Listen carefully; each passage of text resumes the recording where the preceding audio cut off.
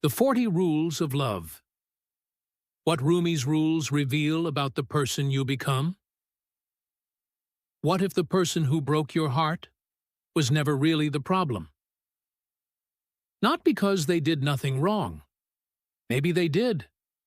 But what if the real wound was never them? What if it was the version of you that showed up desperate to be chosen, terrified of being alone, convinced that if you just loved hard enough, correctly enough, patiently enough, someone would finally stay? 800 years ago, a wandering mystic named Shams of Tabriz walked into the ordered, respectable life of a famous scholar named Rumi, and, in the words the novelist Elif Shafak later imagined for him, handed him 40 rules. Not 40 rules for finding love. 40 rules for surviving the collapse of a life that looked complete on the outside and felt empty on the inside. Most people who talk about this book talk about the plot. A dervish and a poet in 13th century Persia. A lonely housewife in 21st century America reading their story and slowly waking up. That is a fine story. It is not why you are still here. We are not here for the story tonight. We are here for the parts of ourselves the story accidentally exposes. Here is the question this video is actually built around. What if the 40 rules were never about finding another person at all? What if they were about the person you have to become piece by piece, loss by loss, in order to be capable of real love in the first place? We are going to walk through all 40 rules. Not as a book report, as a mirror. And I want to warn you now. Somewhere in the next hour, one of these rules is going to describe something you do that you have never said out loud to anyone. When it happens, don't look away. That is the whole point of tonight. There is one rule near the very end, Rule 40, that quietly rewrites the meaning of everything that comes before it. I am not going to explain it yet. I am going to let you feel its weight when we get there, because by then, you will understand exactly why it has to come last. Let's begin. Part 1. The mirror we don't expect. We like to believe we see the world clearly. Shams begins somewhere more uncomfortable. He begins with the idea that most of what we call the world is actually a reflection of the person doing the looking. Rule 1. The way you picture God, as judgment or as love, as a source of fear or as a source of warmth, is really a picture of your own inner life. If your inner narrator is constantly keeping score, blaming, bracing for punishment, that is not theology. That is self-portrait. You don't need to believe in God for this rule to land. Replace the word with the universe, fate, other people, life, whatever force you privately hold responsible for what happens to you. Now ask yourself honestly, do you experience that force as hostile or as generous? Because most people never examine the picture. They just assume it is accurate. What if it isn't a picture of the world at all? What if it's a picture of you? Rule 2. Shams insists that the path to truth is a labor of the heart, not the head. That you meet your own ego, not by out-arguing it, but by out-loving it. This is uncomfortable for anyone who has built a personality around being the smart one, the reasonable one, the one who wins conversations. Being right and being close to someone are not the same skill. Sometimes they actively compete with each other. Rule 3. He tells a judge that if you want to find something sacred, stop looking in institutions and start looking in the heart of someone who genuinely loves. Psychologically, there is something real underneath the mysticism here. The people who love well, who love without needing to control the outcome, tend to be the calmest, clearest people we know. Whatever you want to call that quality, it is rare, and it is learnable. Now, here is where it gets sharper. Rule 4. Intellect and love, Shams says, are built from different material. Intellect is cautious. It calculates the risk before it commits. Love does not calculate. It says, take the plunge and figure out the cost later. Intellect rarely breaks. Love breaks constantly. And, Shams insists, that is exactly where the treasure is hidden. Not despite the breaking. Inside it. Think about your last serious relationship, romantic or otherwise. Where did you protect yourself with intellect when what the moment actually needed was risk? We call this being careful. Sometimes it is wisdom. Sometimes it's just fear wearing a more respectable outfit. Where in your life are you being careful with something that was never meant to be safe? Rule 5. Most human conflict, Shams argues, comes from linguistic misunderstanding, from taking words at face value instead of listening for what's underneath them. And in real love, he says, language eventually runs out. Some things can only be understood in silence. Think about the last fight you had with someone you love. Was it really about the dishes, the tone of voice, the thing they said at dinner? Or was the actual argument happening underneath the words, in a language neither of you had the vocabulary for yet? Rule 6. Loneliness and solitude, Shams says, are not the same thing. Loneliness is a state that convinces you something is wrong. Solitude is peace with your own company. But eventually, he adds, we need someone who becomes our mirror, because it is often in another person's eyes that we finally see ourselves clearly. Here is the uncomfortable interpretation. What if some of what you call needing someone is actually loneliness wearing the costume of love? And what if some of what you call being fine alone is actually solitude? A much healthier place to build a relationship from? Try this for 7 days. Notice, honestly, which one you're standing in when you reach for your phone to text someone at 11 at night. Rule 7. No matter how bad things look, Shams says, don't move into the neighborhood of despair. Because closed doors are not the end of the story. They're the setup for a door you haven't found yet. And gratitude, real gratitude, isn't for the easy things. A person of real depth is thankful even for what they were denied. Small story. Imagine someone who spends 2 years wanting a job they don't get. At the time, it feels like proof that they are not good enough. 18 months later, in a role they never would have applied for, they meet the people who become their closest friends, their mentors, sometimes their partner. The rejection wasn't a verdict. It was a redirect they couldn't read yet. Rule 8. Patience, in Shams's language, is not passive endurance. It's the ability to look at a thorn and already see the rose forming behind it. To look at night and trust the dawn is still on schedule. Impatience is not really about wanting things faster. It's a form of short-sightedness, an inability to hold the ending in view while you're still in the middle. Mirror question. Where in your life are you demanding an outcome on a timeline that was never yours to set? Bring Rule 6 into the world you actually live in. Dating apps have quietly made this confusion worse, not better. It has never been easier to swipe your way out of solitude and directly into loneliness disguised as company. A stream of matches that fill your evenings without ever touching the actual ache. The technology didn't create the confusion between loneliness and solitude. It just gave it a faster delivery system. That closes the first movement, the mirror. Before we go further, notice the pattern already forming.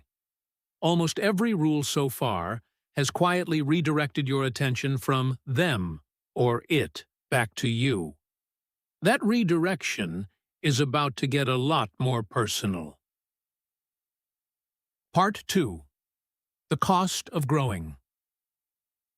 If Part 1 was about seeing yourself clearly, Part 2 is about what happens once you actually try to change based on what you saw. Spoiler, it costs something, every single time. Rule 9. East, west, north, south. Shams says the direction barely matters.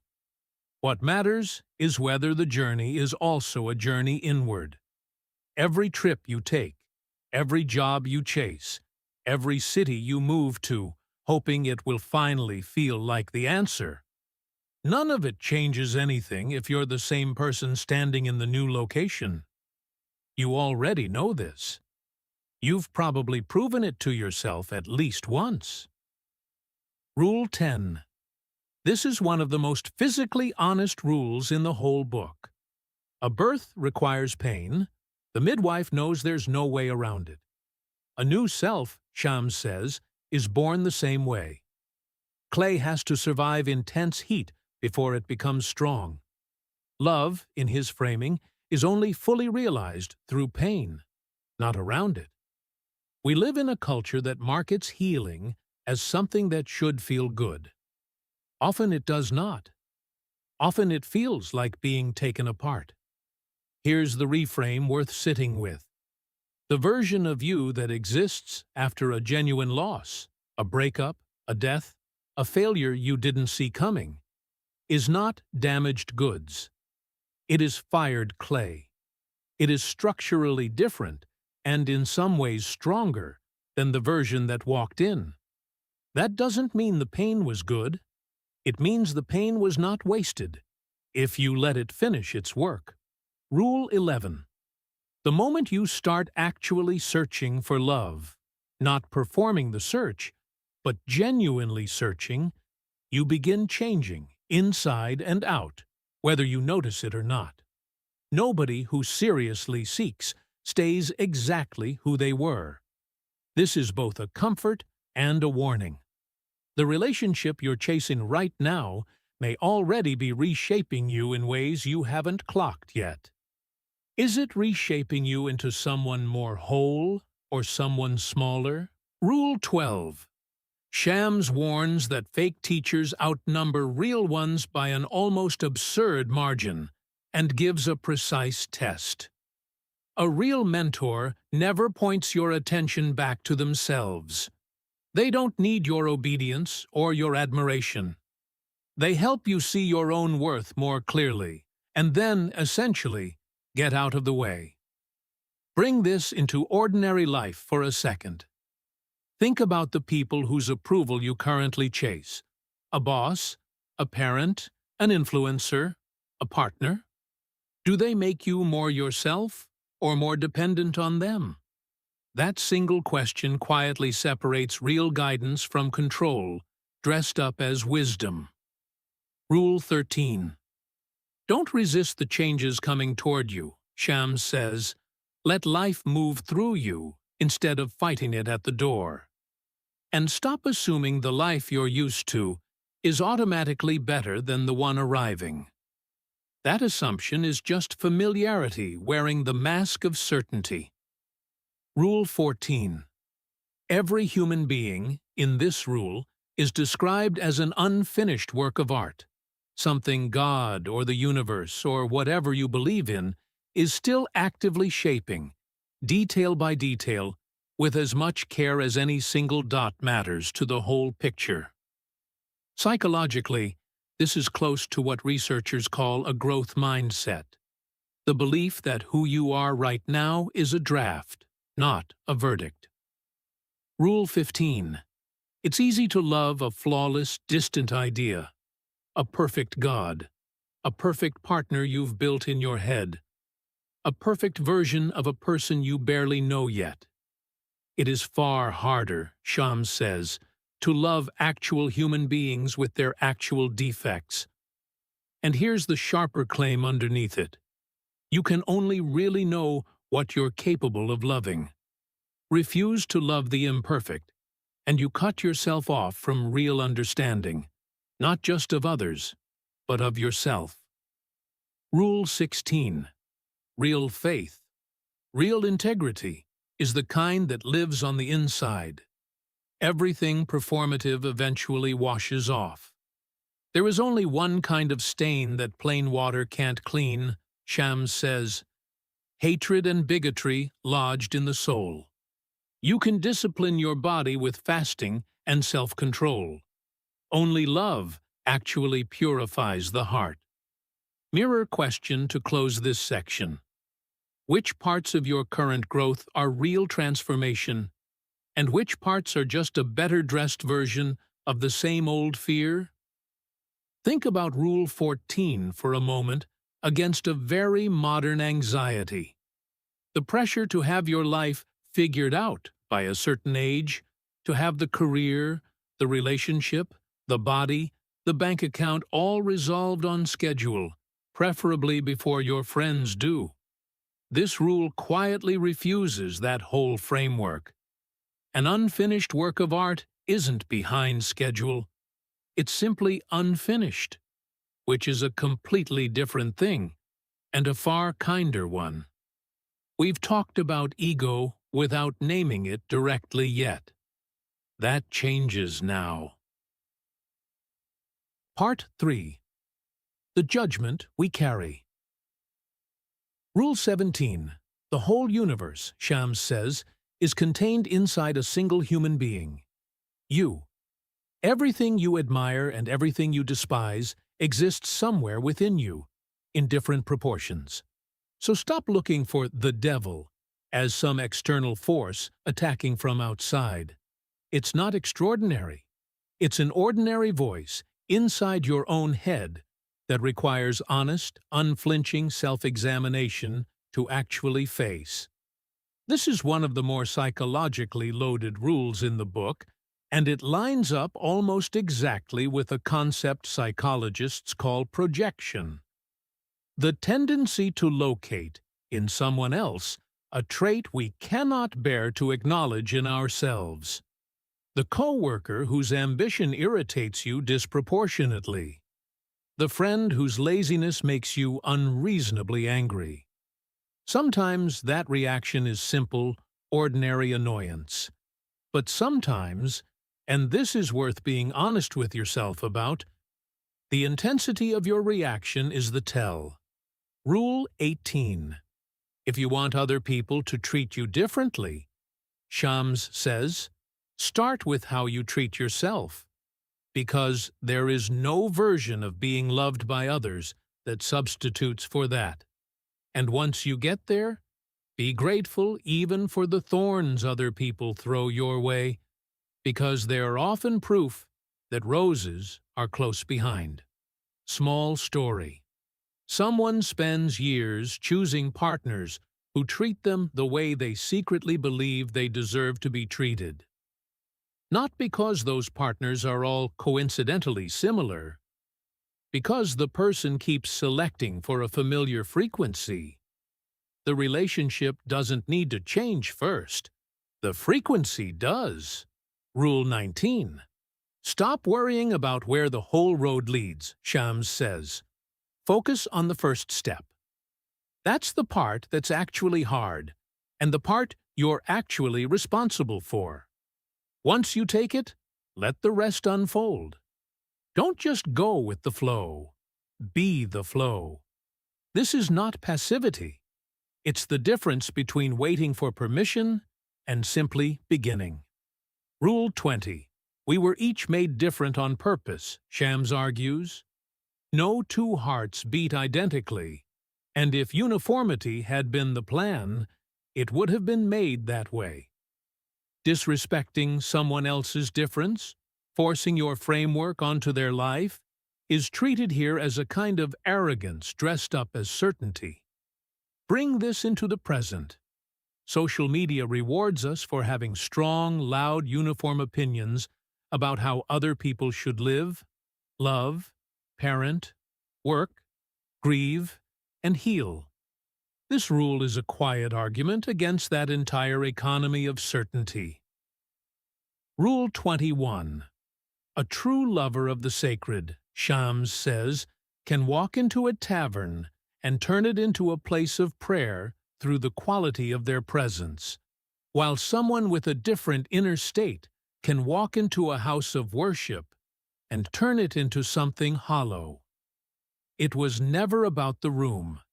It's about what you bring into it.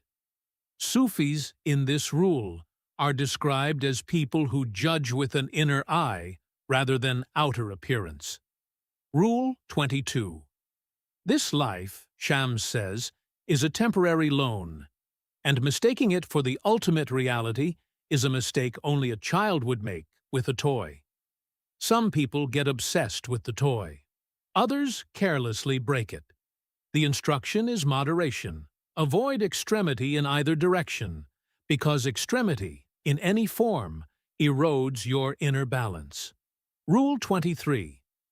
Every human being carries something of the divine in this rule's framing, not as an abstract compliment, but as a literal responsibility. The rule asks a pointed question. How often do you actually act like it? How often do you carry yourself and treat others as if that were true? Rule 24. Heaven and hell, Shams insists, are not future destinations. They're present tense states. Every time you fall into real love, you are, in that moment, already in heaven. Every time you give yourself over to hatred, envy, or conflict, you are, in that moment, already in hell. Mirror question. Which one have you been living in for most of this week? Rule 20 deserves one more moment, because it collides directly with something most of us do every day without noticing. Building a personal brand. Online, we are quietly rewarded for consistency, for having a clear, marketable identity, for being recognizably on brand in every post. Shams is describing a universe that deliberately refused to do that. A universe that chose difference on purpose as the point, not the flaw. There is something worth sitting with in the gap between a world built on intentional variety and a culture that keeps asking us to flatten ourselves into something easier to categorize. Notice what's happened across this section. We went from ego and projection to self-worth, to judgment of others, to judgment of the very concept of sacred versus ordinary. The rules are circling the same target from every angle. The war between the part of you that judges and the part of you that could instead simply see. Part 4. The courage to see differently. Rule 25. Every reader understands sacred text at the level their own depth allows, Shams says, describing 4 layers of comprehension.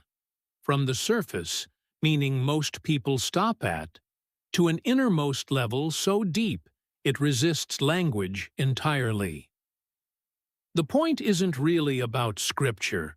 It's about the fact that 2 people can read the exact same event in their lives and walk away with completely different levels of understanding, depending on how much inner work they've actually done. Rule 26. The universe, Shams tells Rumi directly, is a single interconnected being. Everyone bound together through an invisible web of stories, whether we notice it or not. Practice compassion. Don't gossip, even about something that feels harmless. Words don't disappear once spoken. They're stored, and eventually, they return. This is where the book gets close to something modern psychology takes seriously too. The idea that how we speak about others, even in private, even in what feels like harmless venting, shapes our own nervous system, our own default orientation toward people.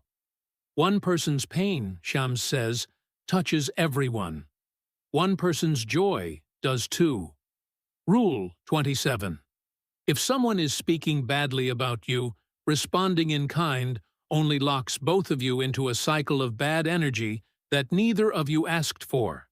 Instead, Shams offers a specific practice. For 40 days, deliberately think and speak well of that person. Not because they've earned it, because you will not be the same person at the end of those 40 days. And that transformation was always the actual goal. Practical application. Pick one person you currently hold resentment toward. For the next 7 days, not 40, just 7 as a starting experiment, refuse to think or speak a single negative sentence about them, even in your own head. Notice what it costs you. Notice what it gives back. Rule 28. The past, in this rule, is described as an interpretation, not a fixed record, and the future as an illusion we haven't earned yet. Time, Shams says, doesn't move in a straight line from one to the other. It moves in spirals through us. Eternity isn't infinite time. It's timelessness, full presence, right now. Rule 29. Destiny does not mean your life was fully written in advance, Shams argues. Treating it that way, refusing to actively participate, is closer to ignorance than faith. He describes the music of the universe as playing on 40 different levels, and your destiny as the specific level where you're asked to play your part. You may not choose the instrument. How well you play it is entirely up to you. Rule 30. A person of real depth, Shams says, can be falsely accused, attacked from every direction, and still refuse to speak a single bad word about their critics. Because if there is truly no separate self, there is no one left to blame, and no rival to defeat. This is the rule most likely to be misread, so let's be precise about what it is not saying. It is not saying tolerate abuse. It is not saying stay silent when you are being harmed. It is describing an internal freedom, the capacity to be attacked without your peace being hijacked by the need to retaliate. You can still set a boundary. You can still walk away. What this rule is really pointing at is refusing to let someone else's cruelty become the architect of your inner state. Rule 31. To strengthen your faith, or in more secular language, your resilience, you have to soften, not harden. Life delivers illness, loss, accident, and fear to all of us eventually, and those experiences are designed, in Shams's framing, to make us less judgmental and more generous. But here's the honest part. Not everyone responds that way. Some people soften. Others, using the exact same pain, become harder than they were before. The event is not what decides which one you become. Rule 32. Nothing, Shams tells Rumi, should stand between an individual and their own direct relationship with the sacred. Not religious authorities, not spiritual leaders, not even one's own rigid certainty about the truth. You can hold your values firmly without weaponizing them against other people. And if you're breaking hearts while performing your devotion, the devotion isn't working. Mirror question to close this movement. Who are you still trying to change, correct, or convince? Because accepting them as they are would force you to accept something uncomfortable about yourself. There's a version of Rule 28 worth naming directly, because it explains something a lot of people privately struggle with. The compulsion to keep re-editing the past, replaying the argument, rewriting what you should have said. Shams isn't telling you the past didn't happen. He's telling you that the meaning you've assigned to it is a story, not a fact. And stories, unlike facts, can be told differently. That isn't the same as pretending it didn't hurt. It's recognizing that you have more authorship over the memory than you've been using. We are almost to the rule I promised you at the beginning. Before we get there, one more movement. The hardest one. Because it's the one that asks you to actually let something go. Part 5. Becoming Someone New. Rule 33. While the rest of the world chases achievement and status, only to leave all of it behind eventually, Shams points toward the opposite goal, nothingness. Not emptiness as failure, emptiness as freedom. A pot, he says, isn't useful because of its decoration. It's useful because of the empty space inside it. What holds you together might not be what you've built. It might be what you've released. Rule 34. Submission, in this rule, does not mean weakness or passivity. It is not resignation, and it is not giving up. True power, Shams insists, lives inside submission to something larger than your own need for control. People who genuinely reach that state find a stillness that doesn't depend on the world cooperating with them. This is the rule most easily confused with something unhealthy. So let's draw the line clearly. Submission to the flow of life is not the same as staying in a situation that is actively harming you. Surrender is not passivity toward your own well-being. It's the release of the illusion that you can control outcomes you were never meant to control, while still, always, protecting the things that are actually yours to protect. Rule 35. Progress, Shams argues, doesn't come from sameness. It comes from confronting opposites, and every opposite in the universe exists somewhere inside you. The believer has to meet the skeptic living quietly inside them. The skeptic has to meet the quiet believer they've been ignoring. Faith, in this framing, isn't the absence of doubt. It's a process that actually requires doubt to mature. Rule 36.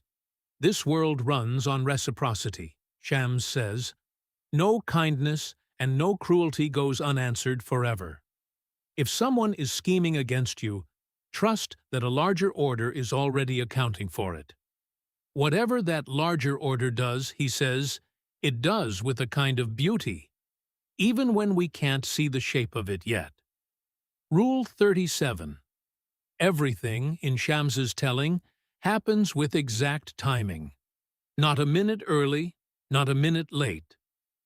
And that timing applies to everyone without exception. There is a time to love, and there is a time to lose what you loved. This rule was spoken in the story close to the moment of Shams's own death. It reads differently once you know that. It reads like someone making peace with an ending they already sensed was arriving. Rule 38. It is never too late, Shams says, to ask yourself, am I actually ready to change? If a single day in your life looks identical to the day before it, that is worth grieving, not shrugging off. With every breath, you're offered the chance to begin again. And there is only one way to genuinely be reborn into a new life: to let the old one actually die. Small story. Someone stays in the same unsatisfying job, the same repetitive relationship pattern, the same version of themselves for years, not because they don't see the problem, but because ending the old version feels like a kind of death, and they are, understandably, afraid of dying. What this rule suggests is that the fear is correctly placed. Something does have to die. It just isn't you. It's the version of you that was never actually working. Rule 39. Individuals change, this rule says, but the whole remains oddly constant. For every person who exits the story, another enters it. Nothing stays exactly the same, and yet, somehow, nothing ever fully changes either.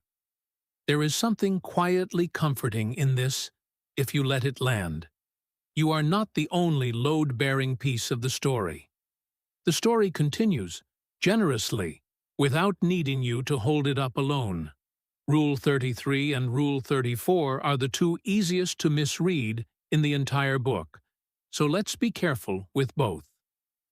Nothingness, in Shams's sense, is not depression, and it is not numbness. It's the absence of the grasping that usually runs underneath ambition. The constant need to become more, prove more, accumulate more, in order to feel like enough. And submission is not surrendering your boundaries. A person who has genuinely reached the kind of submission Shams describes is often the one who can say no with the least drama, because their sense of self was never dependent on the outcome in the first place. Real surrender and real self-respect, it turns out, are not opposites. They grow from the same root, the rule we've been building toward. And now, Rule 40. A life without love, Shams says, is worth nothing.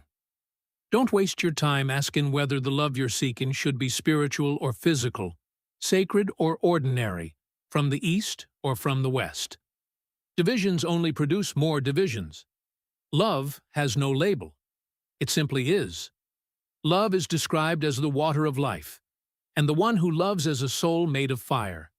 And the whole universe, Shams says, moves differently the moment fire finally meets water. Here is why this rule had to come last, and why every rule before it was quietly preparing you for this one. If Rule 40 had opened the book, it would have sounded like a poster. Love is love. Love has no labels. Pleasant. Forgettable. Easily agreed with and never actually lived. But you didn't arrive at Rule 40 as the same person who heard Rule 1. You've spent this entire hour being asked, again and again, in 40 different disguises, to look at your own reflection instead of the world around you. You've been asked where your intellect protects you from love that was never meant to be safe, where your loneliness disguises itself as longing, where your judgment of someone else is actually a mirror you don't want to look into, where your grief might be clay being fired, not damage being done, where your certainty might be the very thing standing between you and the person right in front of you. By the time you reach Rule 40, love has no labels isn't a slogan anymore. It's a conclusion you've earned the hard way, one uncomfortable rule at a time. So maybe the 40 rules were never really about finding the right person.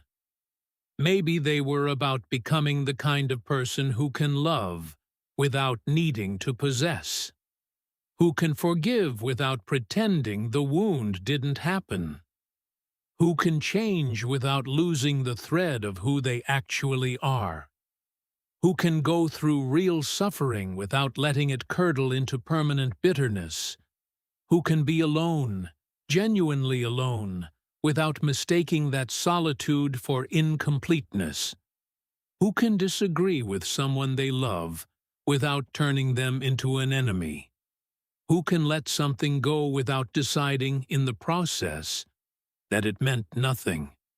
That's a harder book than the one about a dervish and a poet in the 13th century. It's the one you've been quietly writing about yourself for the last hour, whether you meant to or not. So here's the question I actually want to leave you with, and I'd rather you sit with it in silence for a second than immediately reach for an answer. If love, real love, requires you to become someone new, who exactly have you been refusing to become? Out of these 40 rules, Which one made you the most uncomfortable?